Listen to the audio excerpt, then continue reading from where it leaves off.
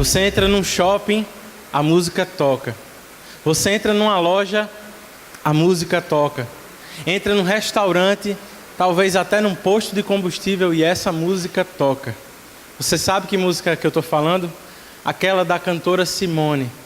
Então, bom Natal e um ano novo também, que seja feliz quem souber o que é o bem. Meus irmãos, não tem quem aguente mais essa música. Mas ela revela um pouco do que a maioria das pessoas pensam ou sentem em relação a esta época do ano.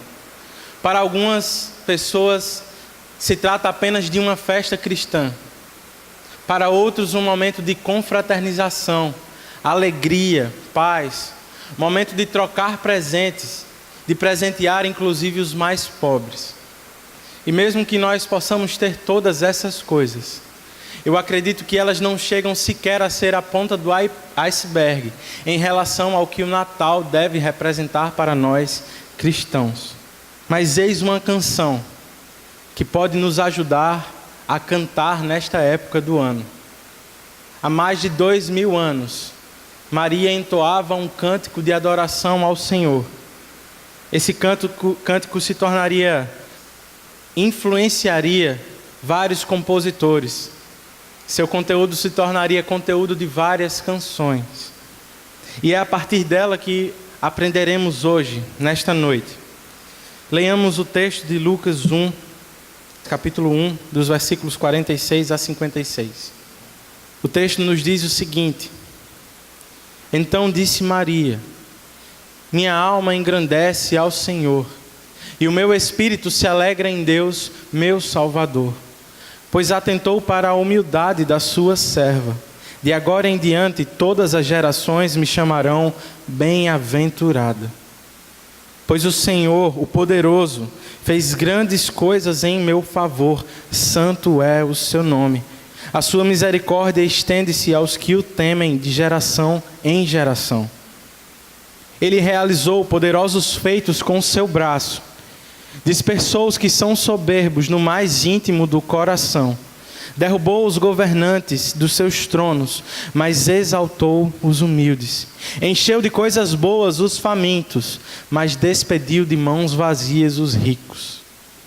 Ajudou a seu servo Israel, lembrando-se da sua misericórdia para com Abraão e seus descendentes para sempre, como dissera aos nossos antepassados. Maria ficou com Isabel cerca de 3 meses e depois voltou para casa. Oremos ao Senhor mais uma vez. Deus, nós te somos gratos por tudo que fizemos até agora. Nós somos gratos porque temos o privilégio de poder te adorar. Podemos fazer isso com coragem por causa de Cristo. E nós te louvamos por este motivo.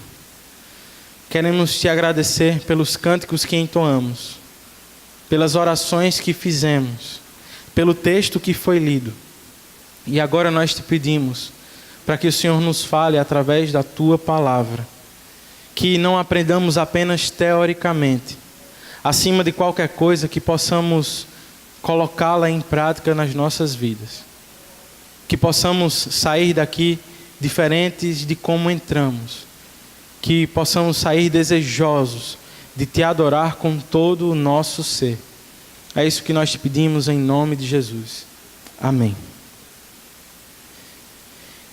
Neste exato momento estão para nascer 2 dos principais nomes da história da redenção do povo de Deus: João Batista e o próprio Jesus. Por um milagre, Isabel, que era infértil, daria à luz ao profeta.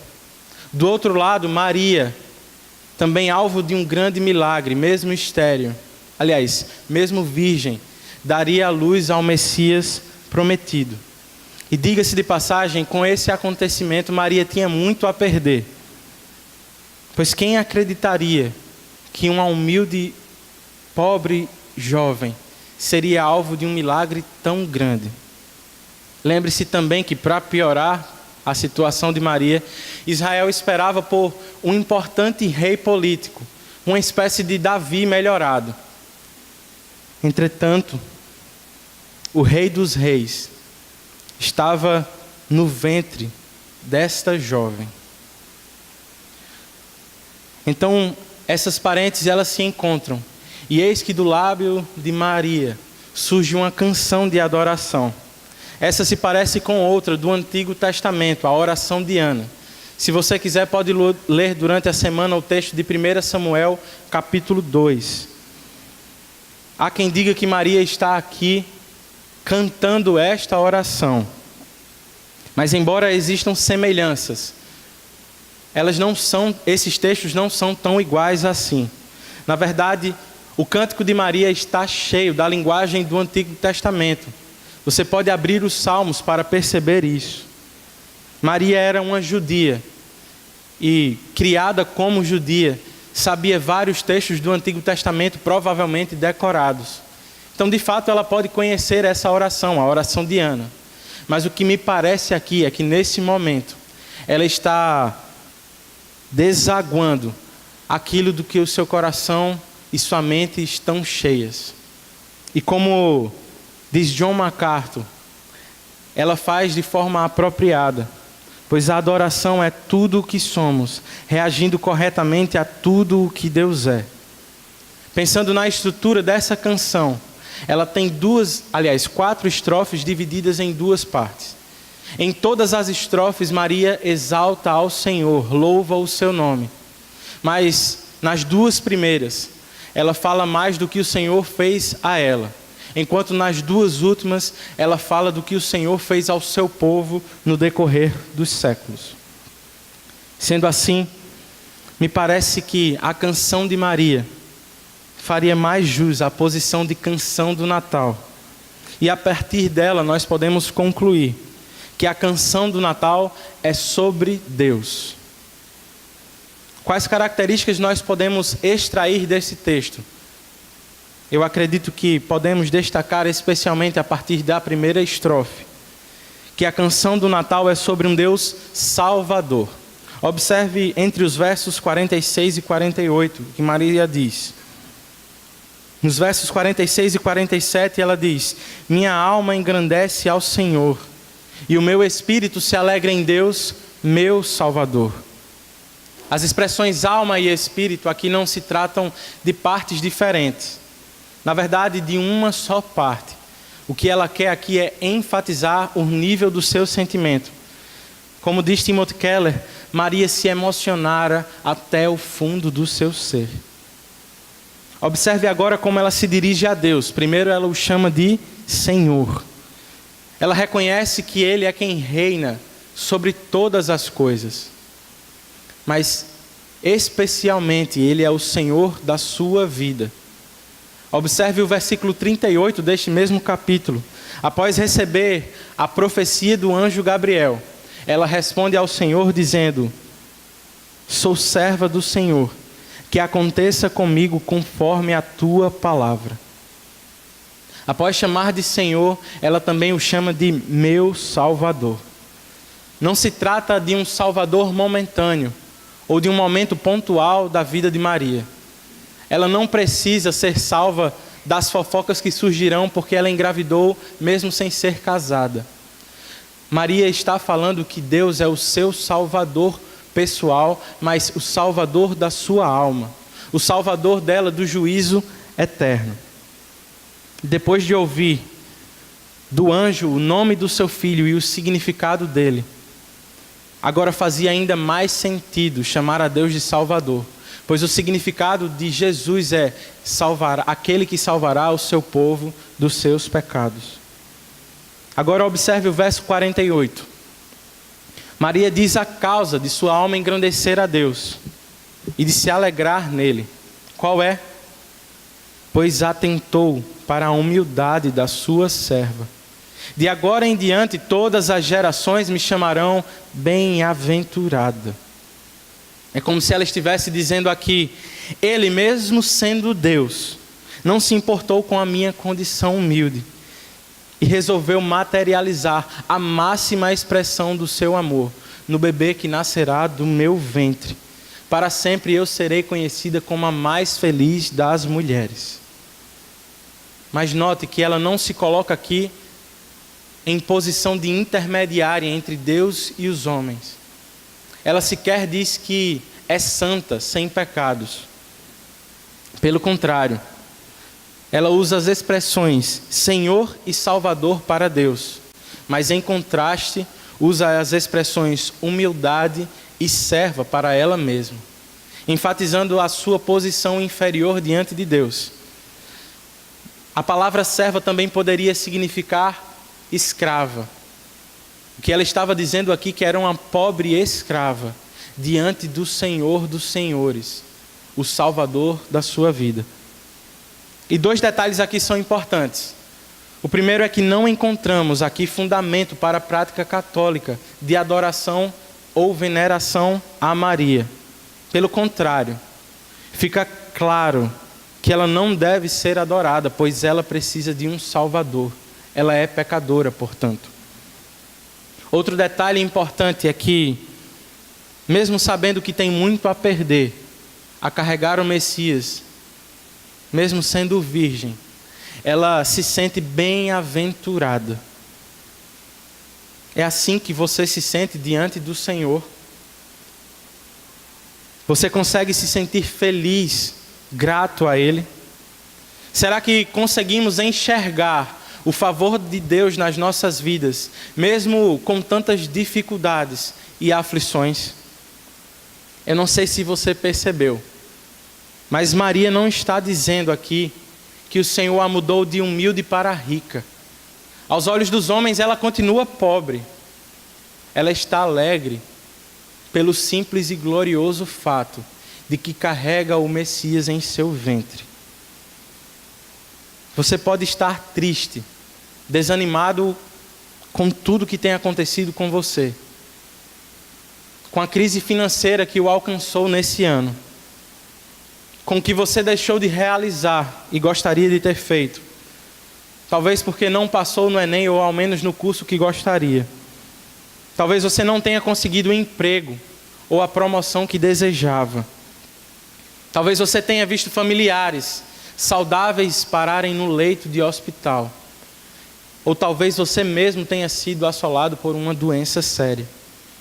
Talvez, como outras pessoas, você esteja terminando esse ano resmungando e torcendo para que ele acabe o mais rápido possível.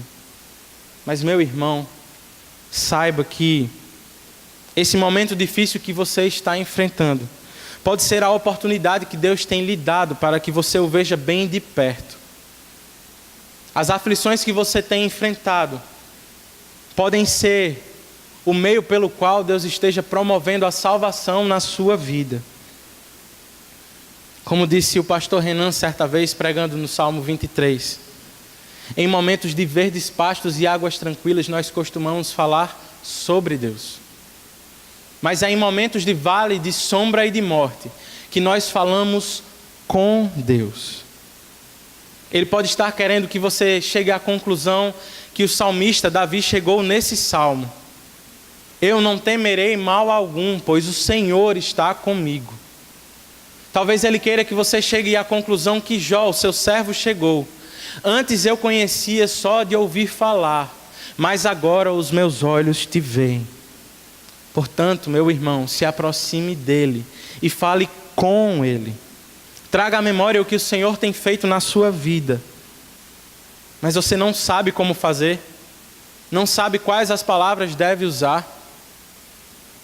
Eis uma sugestão para você. Você pode fazer o que Maria fez. Lembra que eu disse que ela usou a linguagem do Antigo Testamento? Porque você não abre a sua Bíblia nos Salmos e ora através deles. Você pode começar pelo Salmo 116. Eu amo o Senhor, porque me ouviu quando lhe fiz a minha súplica. O Senhor inclinou os ouvidos para mim quando estava envolvido pela sensação de morte, angústia e tristeza. Que darei eu ao Senhor por todos os benefícios que tem dado a mim? Me lembrarei da salvação, o obedecerei e o adorarei. Quem sabe você pode entoar um cântico, um que acabamos de cantar. Castelo forte é o nosso Deus, espada e bom escudo. Com seu poder defende os seus em todo transe agudo. Você ainda pode pregar ao seu coração, quem sabe através do Salmo 46, através das palavras que o Senhor nos disse: aquietai-vos e sabei que eu sou Deus. Eu sou o Senhor dos exércitos, Deus com vocês que triunfa na batalha. Saiba que este Deus pode ser ou já é o seu Salvador pessoal. Você estava condenado à morte, fadado à morte eterna. Receberia a justa punição pelos seus pecados. Mas Deus não se apegou à sua glória. Ele desceu à terra para morrer pelos seus. Mas lembre-se, você foi comprado por alto preço de sangue. Por isso ele agora não é apenas o seu Salvador, ele também é o seu Senhor. Por isso seja um servo humilde. Coloque as suas habilidades e talentos, riquezas à disposição e serviço dele. Esteja antes de mais nada pronto a ouvir a sua voz e obedecer. Não sei se vocês se lembram, mas há algum tempo atrás, em uma oração pastoral, a igreja tomou conhecimento que uma senhora precisava de auxílio jurídico. Vocês sabem o que aconteceu? No mesmo dia, jovens se colocaram à disposição para ajudar essa senhora. Quem sabe você pode ajudar outras pessoas aqui na igreja com aquilo que é a sua área de formação, com aquilo que você tem de conhecimento e talento. Se você é casado, é um pai, você tem um ministério na sua própria casa. Portanto, não perca a oportunidade de liderar a sua casa por causa do trabalho, por exemplo. No final das contas, não importará que nós não tenhamos tanto dinheiro quanto gostaríamos para fazer tudo o que queríamos. Porque em Cristo nós já somos eternamente ricos. Mas a canção do Natal não fala apenas de um Deus Salvador. A partir da segunda estrofe, nós podemos perceber que a canção do Natal é também sobre um Deus misericordioso. Como Maria chega a esta conclusão? Observe o verso 49. Pois o poderoso fez grandes coisas ao meu favor. Mais uma vez aqui Maria está exaltando a Deus. Dessa vez ela o chama de poderoso. O Deus onipotente, criador dos céus e da terra, demonstrou o seu poder ao gerar um filho em Maria, sem sequer precisar de fecundação. Observe aqui a Trindade, agindo para redimir o seu povo.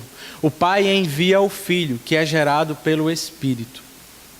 Ainda no mesmo verso, ela responde a esse fato dizendo: Santo é o seu nome. Talvez para a nossa cultura, meus irmãos, os nomes não carreguem tanto peso de significado.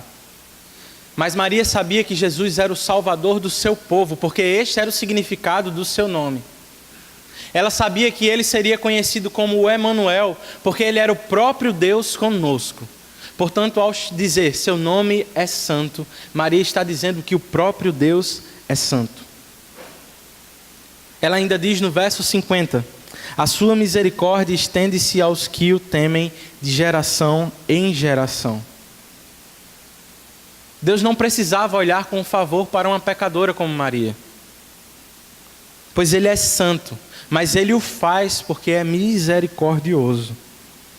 E a sua misericórdia se estende aos que o temem. Maria era uma mulher temente a Deus. Observe também que não se trata aqui da misericórdia do Senhor sendo derramada em apenas um momento da história. Porque o texto nos diz que a misericórdia do Senhor se estende aos que o temem de geração em geração. Isso só é possível, meus irmãos, porque ele é eterno. E mesmo sendo santo, poderoso e eterno, em contraste com seres limitados, mortais e pecadores, ele não dá o castigo que nós merecíamos. Em Cristo, nós os eleitos, além de termos a salvação, que já seria o melhor presente que nós receberíamos, nós temos as mais ricas bênçãos espirituais à nossa disposição. Não por nossa causa, mas por causa do próprio Deus que escolheu se revelar a nós. A pergunta que não quer calar é: por que eu e você não nos apropriamos desses benefícios? Se eu e você podemos adorar a Deus e não sermos consumidos, por que é que não somos sequer capazes de chegar pontualmente aos nossos cultos? Se nós podemos elevar as nossas vozes ao Senhor e nos aproximarmos dEle com confiança, por que então não elevamos a nossa voz em oração a Ele? Certamente você já se deparou com alguém que parecia ter um relacionamento especial com Deus. Seja pelo que ela falou do seu relacionamento com Deus, seja por aquilo que você observou na vida piedosa daquela pessoa. Ela parece ter palavras diferentes, sábias. Mas você já notou que são essas as mesmas pessoas que se apropriam de maneira extraordinária dos meios que Deus colocou à nossa disposição para se relacionar conosco? Elas se dedicam com toda disciplina e amor à leitura e à meditação da palavra, à oração, ao culto cristão, à santa ceia. Tudo que elas falam parece estar carregado da sabedoria que vem das Escrituras. Porque eu e você não fazemos o mesmo, se Deus coloca estes mesmos benefícios à nossa disposição? Quem sabe eu e você poderíamos nos esforçar essa semana, inicialmente, a nos dedicarmos com disciplina à leitura da palavra. Talvez você pense: eu não tenho tanto conhecimento assim, eu não consigo entender tudo que ela fala. Por que então você não procura alguém que você conhece e que tem mais conhecimento do que você? Se você tem um pouco mais de conhecimento, por que não se coloca à disposição para discipular cristãos? Nós podemos e devemos edificar uns aos outros. Mas, acima de qualquer coisa, e antes disso, saiba que Deus não fala apenas pelos pecadores que sobem a este púlpito. O Senhor não fala apenas através das pessoas que dão aula na escola bíblica. O Senhor pode falar com você. Portanto, abra a sua palavra e ouça a voz do Senhor falando ao seu coração. Saiba também que Ele pode ouvir a sua voz. Mesmo sendo santo, Ele pode ouvir as nossas orações imperfeitas, como oramos na oração de confissão, por causa da sua misericórdia. Talvez você pense: Ele é santo, Ele é justo, e talvez isso o amedronte. Mas o mesmo Deus, meus irmãos, é bondoso, gracioso e cheio de paz. Se nós ainda não fomos consumidos, se nós ainda respiramos, é por causa do amor leal de Deus para com os seus servos.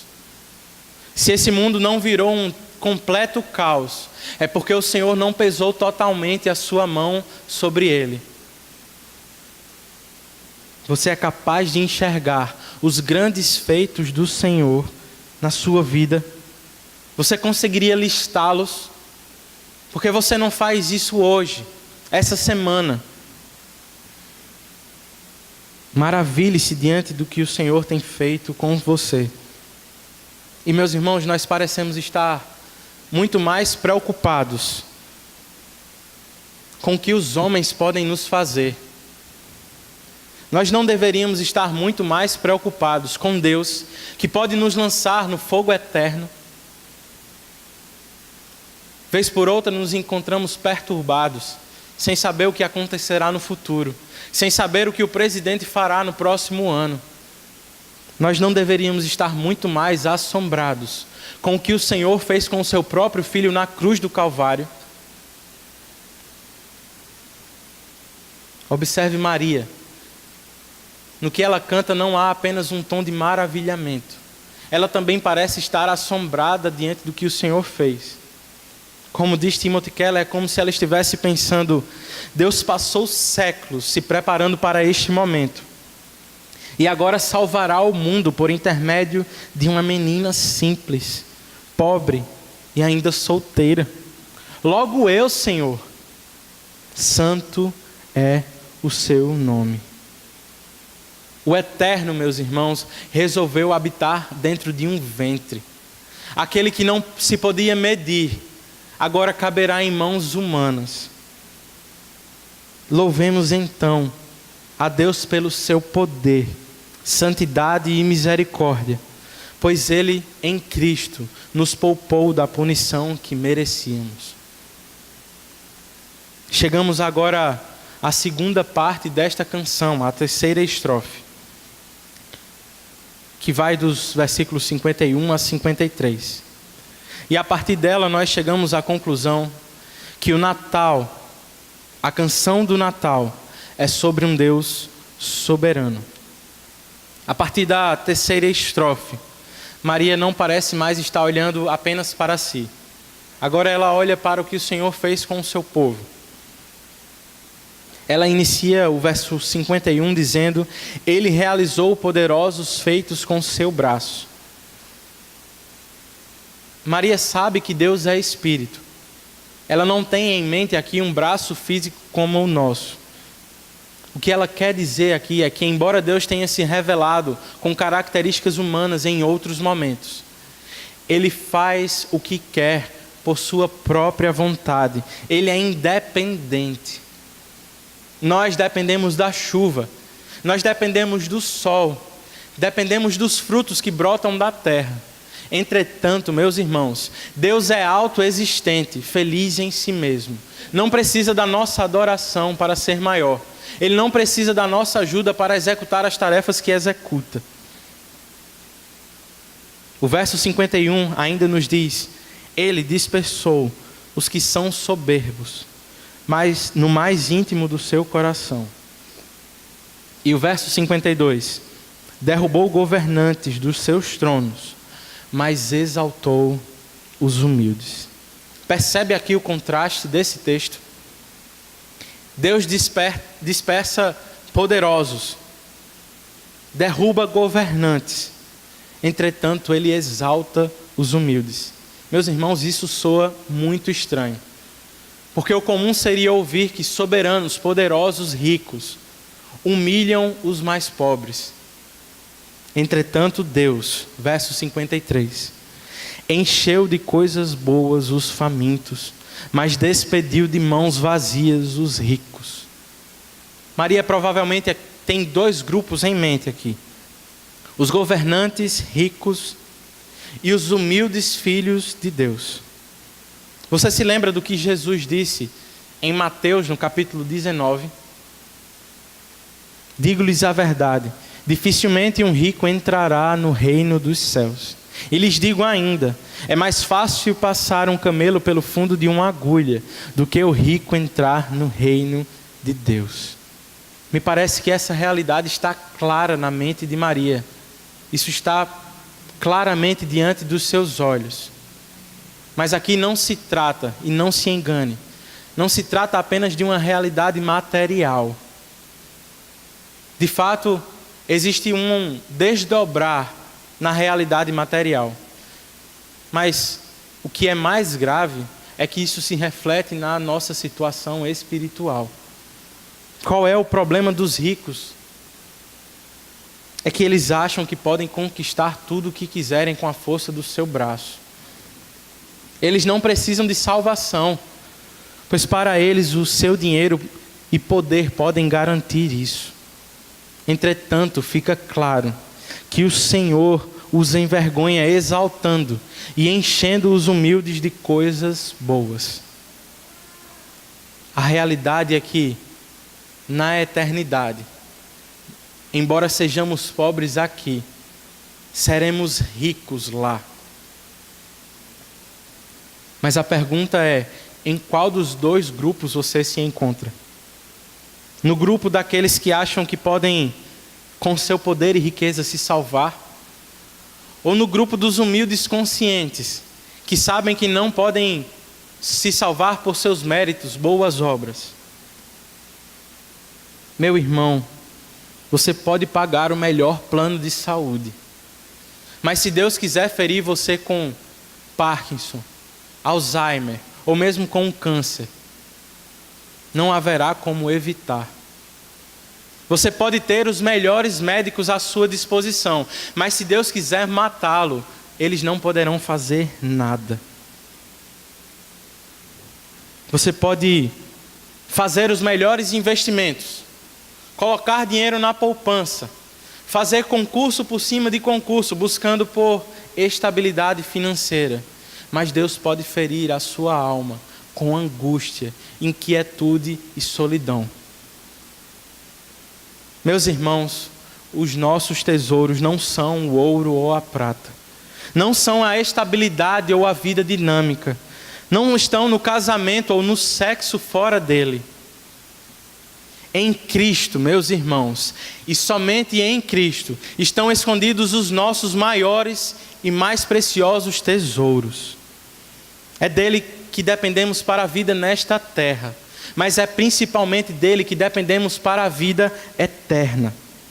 Sendo assim, se você está no grupo dos pobres, humilhados e famintos, não se desespere. A sua esperança está no Senhor, ou deve estar nele. Ele realiza grandes feitos com o seu poderoso braço, envergonha a sabedoria dos sábios. Aqui na terra, meus irmãos, nós sofreremos com pobreza e humilhação. Mas não foi isso que o próprio Cristo enfrentou. Israel aguardava por um importante rei que tiraria, ou que traria, o status de grande nação novamente, a Israel novamente. Entretanto, o menino que estava para nascer não teria onde reclinar a cabeça, mas dele na verdade, o universo.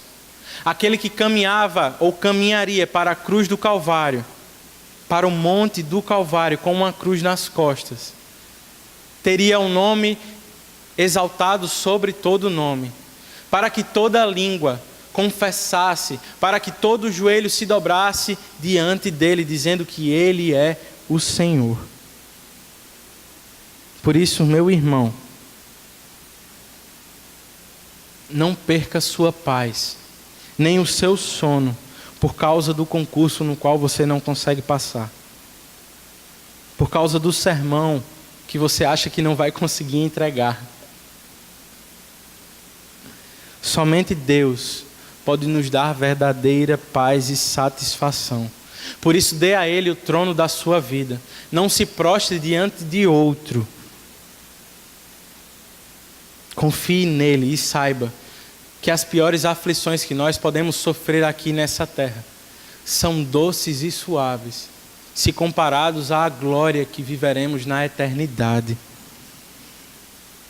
O soberano dirigiu anjos em oração, aliás, em uma canção. Ele fez do céu poesia.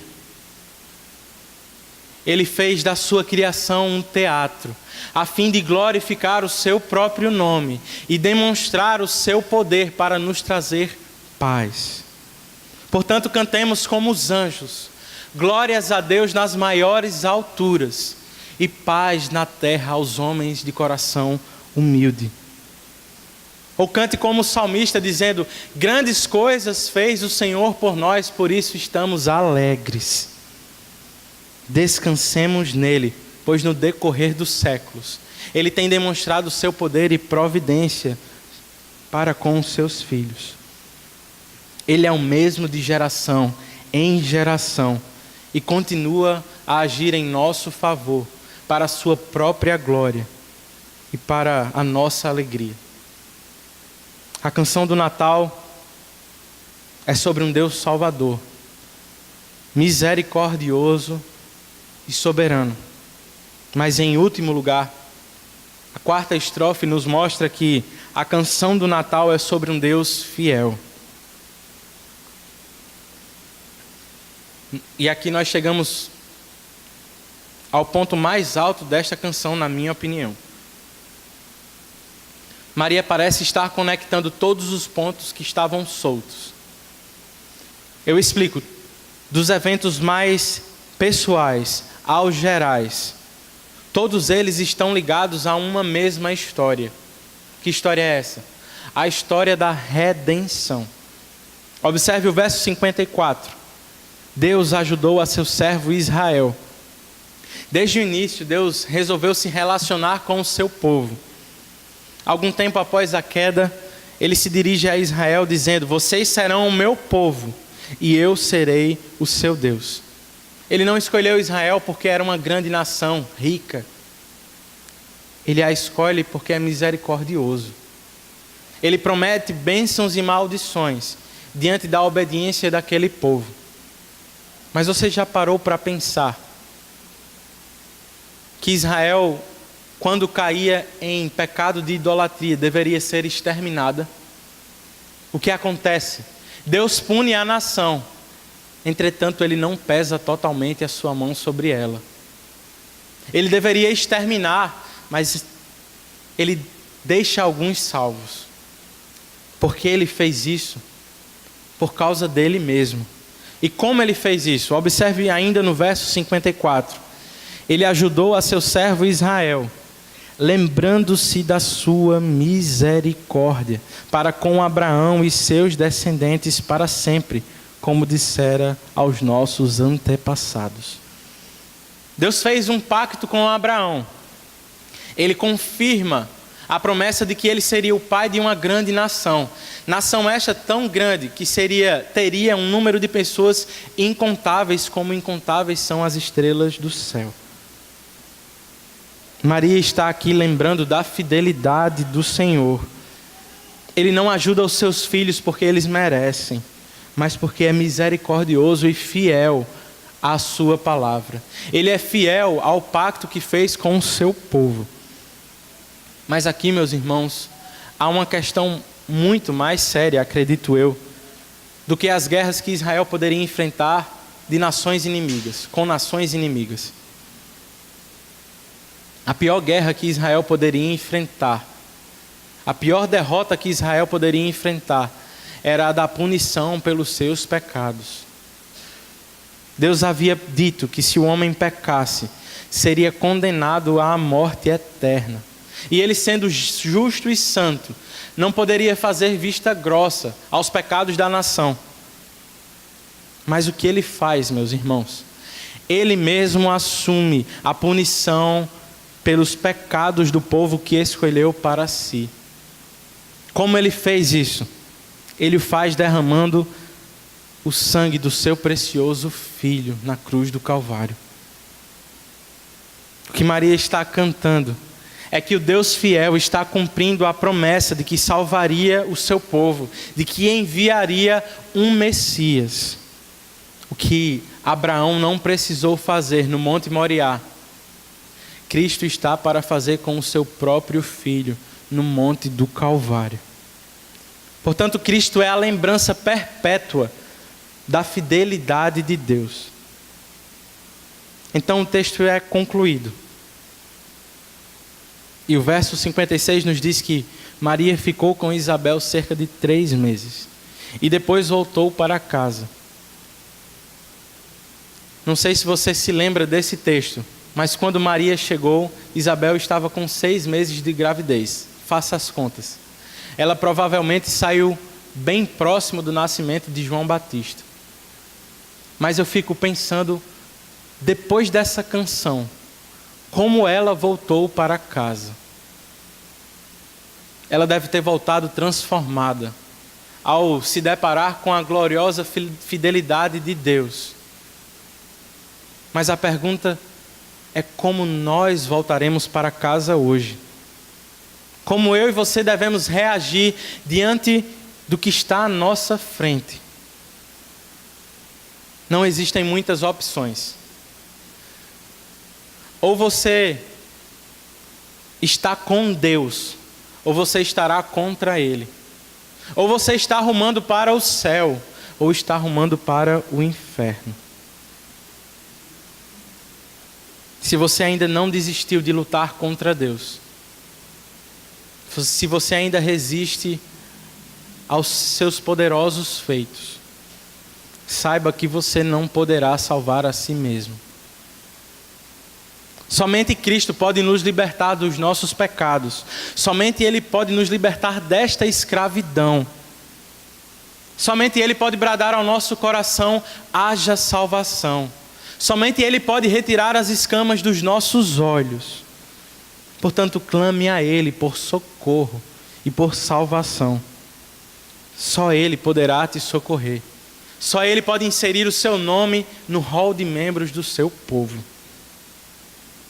Mas se você já foi encontrado por Deus, saiba, você está seguro nas mãos dEle. O preço pelo seu resgate já foi pago, meu irmão. Não há depressão, por mais grave que seja. Não existe crise financeira ou doença que possa fazer Ele soltar as nossas mãos diante das tempestades da vida. Se você está sendo ou foi abandonado por seu esposo ou esposa, saiba que Deus não se divorciará de você. Se você foi abandonado pelos seus pais, saiba que em Cristo você foi adotado pelo maravilhoso Pai. Se você perdeu tudo que tinha nesta terra, saiba que em Cristo nós somos herdeiros do maravilhoso reino de Deus. Sendo assim, adoremos a Ele com todo o nosso ser. Não apenas com as nossas palavras. Adoremos ao Senhor com toda a nossa força, com todo o nosso coração e com todo o nosso entendimento. Tudo que você é e tem deve estar a serviço do Rei dos Reis. Cantemos como o rei Davi, o salmista, no Salmo 34. Bendirei o Senhor em todo o tempo, meus lábios sempre o louvarão. Ou como o apóstolo Paulo em Romanos 11. Ó profundidade da riqueza da sabedoria e do conhecimento de Deus. Quão insondáveis são os seus juízos e inescrutáveis os seus caminhos. Quem conheceu a mente do Senhor? Ou quem foi o seu conselheiro? Quem primeiro lhe deu para que ele o recompense? Pois dele, por ele e para ele são todas as coisas. A ele seja a glória para sempre. Amém. Lembre-se, Ele é o mesmo que foi no passado. E Ele será no futuro o que já é hoje, pois Ele não muda. Ele não sofre de variação como nós. Ele prometeu que enviaria o Messias e o enviou. Este mesmo Deus é o que prometeu que nós estamos ressuscitados com Cristo. Portanto, se você pode ficar ansioso com uma coisa, meu irmão, fique ansioso com a volta do Rei dos Reis. Esteja ansioso para que Cristo nos resgate o mais rápido possível das garras de Satanás. É por causa dele que estamos seguros. Concluindo, ninguém aguenta mais essa famosa música do Natal. Eu tenho para mim que um dono de um estabelecimento, quando quer expulsar alguém, coloca essa música no fim do ano. Mas ao menos ela traz uma pergunta na qual nós podemos refletir. Então é Natal. O que você fez? Essa é a questão, meus irmãos. O Natal não se trata da lembrança do que nós fizemos. O Natal se trata da lembrança do que nós não fizemos e que deveríamos ter feito, mas que Cristo fez na cruz do Calvário. O Verbo encarnou, viveu a vida que nós precisávamos viver, morreu a morte que era nossa, foi esmagado pela ira do Pai e momentaneamente abandonado para que eu e você fôssemos amparados. A canção do Natal é, portanto, sobre o Deus da história. Aproveitemos esse clima de retrospectiva, de final de ano, e olhemos para a linha do tempo da nossa história. Cantemos nesse ano: minha alma engrandece ao Senhor, e o meu espírito se alegra em Deus, meu Salvador. Olhemos para aquele que triunfou sobre a morte para nos conquistar com sua preciosa graça. E nos maravilhemos com Ele, nos rendamos a Ele e brademos felizes em alta voz, pois como diz a sua palavra, como são felizes aqueles que têm suas transgressões perdoadas, cujos pecados são apagados. Como é feliz aquele a quem o Senhor não atribui culpa. Meus irmãos, em Cristo eu e você estamos absolvidos. Portanto, se tudo deu errado com você nesse ano, se tudo der errado com você no próximo ano, se você for salvo, você tem um motivo para se alegrar em Deus por toda a sua vida. Por isso nós podemos cantar como o profeta Abacuque: ainda que a figueira não floresça, ainda que os campos não produzam frutos, eu me alegrarei no Senhor, que é Criador dos céus e da terra. Que possamos nos alegrar nele, cantar a Ele e ser gratos a Ele em todo o tempo.